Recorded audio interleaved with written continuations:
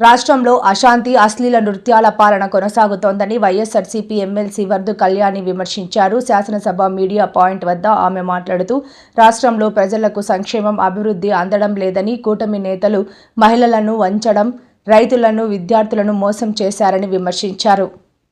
దాన్ని కప్పిపుచ్చుకోవడం కోసం అత్యున్నత స్థానంలో కూర్చున్న గవర్నర్ గారితో ఇలాంటి అబద్ధాలు చెప్పించడం నిజంగా చాలా బాధాకరం. ఈ రాష్ట్రంలో ఈరోజు తీసుకుంటే ప్రజాస్వామ్యం అనేది లేదు, శాంతి భద్రతలు లేవు, అభివృద్ధి లేదు, సంక్షేమం లేదు, ఉద్యోగాలు లేవు. అలాగే ఉద్యోగస్తులకి ఈరోజు శాంతి లేని పరిస్థితి నెలకొనుంది.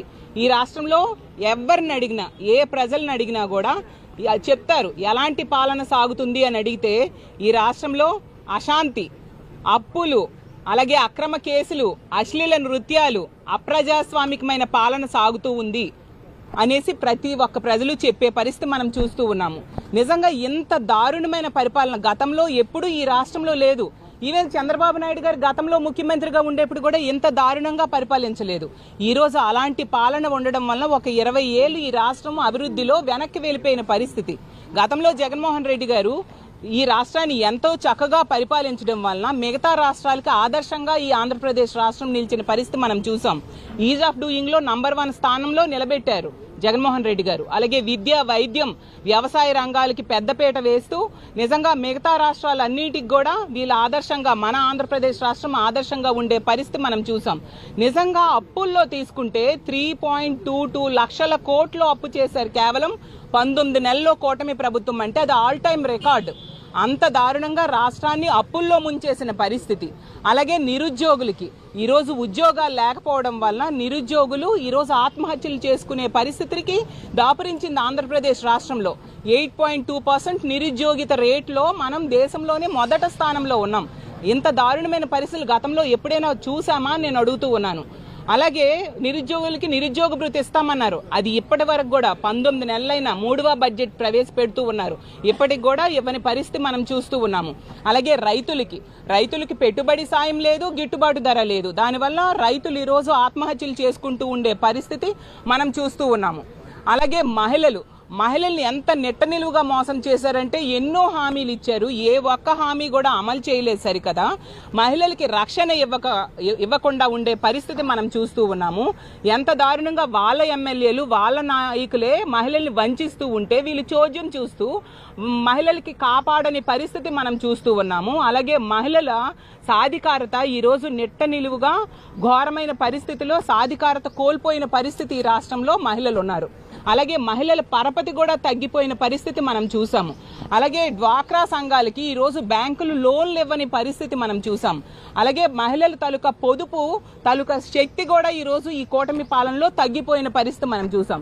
గతంలో జగనన్న మహిళల కోసం చేయూత, ఆసరా, ఈబీసీ నేస్తం ఇలాంటి ఎన్నో పథకాలు పెట్టి పెద్ద పెద్ద కంపెనీలతో టైఅప్ చేసి వాళ్ళ ఆర్థిక స్వావలంబన కోసం ఎంతగానో కృషి చేస్తే ఈరోజు అవేవీ లేకపోవడం వలన, వాళ్ళని ఆదుకోకపోవడం వలన డ్వాక్రా సంఘాల దుస్థితి ఈరోజు ఎలా ఉంది.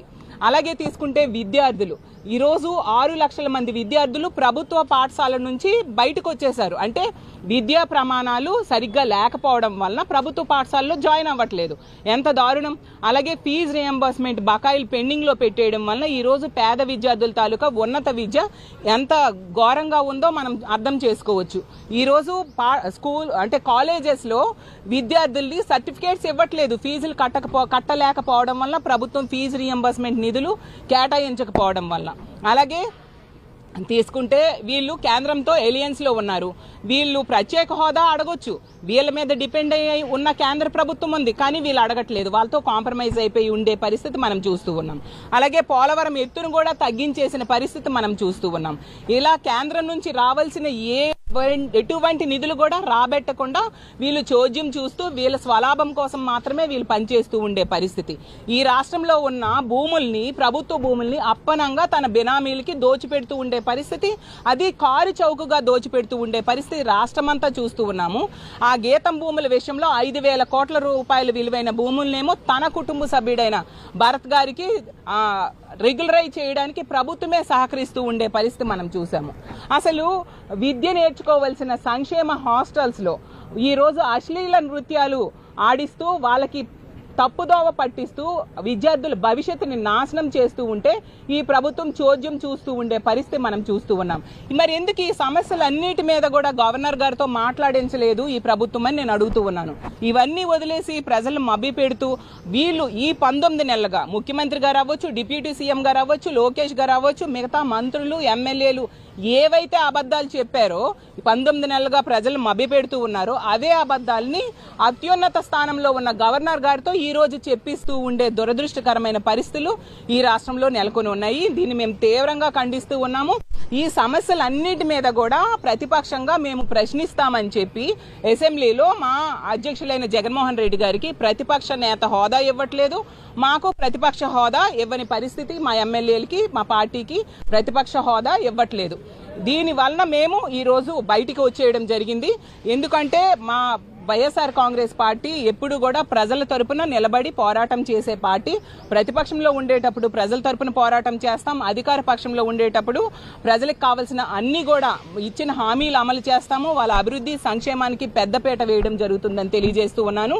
అలాగే రానున్న అసెంబ్లీ సమావేశాల్లో ఈ తప్పులన్నిటి మీద కూడా మేము కౌన్సిల్లో, శాసన మండలిలో ప్రభుత్వాన్ని ప్రశ్నిస్తాము. ఇచ్చిన హామీలన్నీ కూడా అమలయ్యేంత వరకు కూడా మా పోరాటం ఇలాగే కొనసాగుతూ ఉంటుంది. వీళ్ళు పాలనలో వైఫల్యం చెందారు. అసమర్థ పాలన అనేది ప్రతి విషయంలో కూడా మనకి అర్థమైన పరిస్థితి.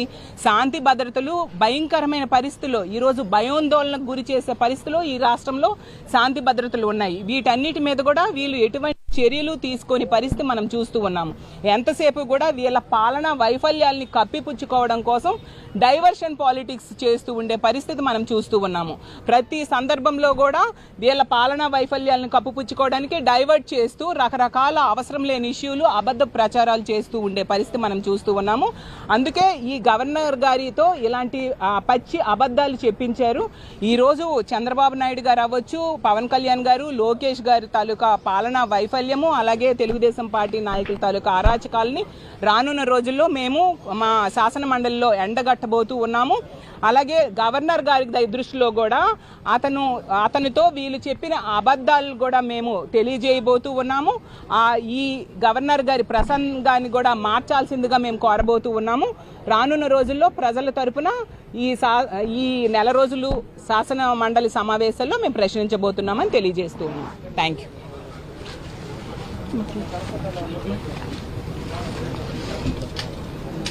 అందరికీ నమస్కారం. ఈరోజు ఉభయ సభల గురించి గవర్నర్ గారి ప్రసంగం ఈరోజు జరుపుతున్నారు. అయితే ఈ ప్రసంగం పూర్తిగా ప్రజలకు వ్యతిరేకంగా ఉందని, ప్రజల వ్యతిరేక ప్రసంగం అని ఈ సందర్భంగా చెప్పుకోవచ్చు. ఎందుకంటే పచ్చి అబద్ధాలు